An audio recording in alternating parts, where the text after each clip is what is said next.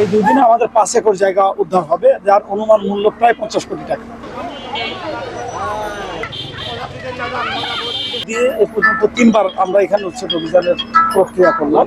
এবং ইতিপূর্বে গতকালকে আমরা এখানে মাইকিং করেছি, প্রতিটা স্পটে আমরা মাইকিং করেছি, আপনারা জানেন, এবং আমাদের রেকর্ডও আছে প্রত্যেকটা জায়গায়। এছাড়াও ইতিপূর্বে এখানে আমরা একাধিক টাইম আমরা উচ্ছেদের জন্য মাইকিং করেছি, নোটিশ দিয়েছি, এবং বিগত 1 বছর ধরে এটা চলমান। কিন্তু আমরা যখনই আসি তারা আমাদেরকে আমাদের অফিসারদেরকে বিভিন্নভাবে হয়রানি করার চেষ্টা করে।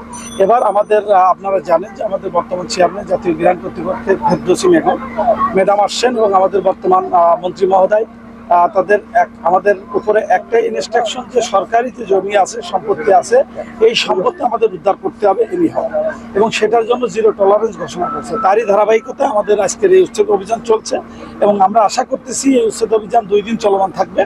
এই 2 দিনে আমাদের 5 একর জায়গা উদ্ধার হবে, যার অনুমান মূল্য প্রায় 50 কোটি টাকা এটা উদ্ধার হবে, এবং এটা পর্যায়ক্রমে আমাদের এটা চলমান থাকবে।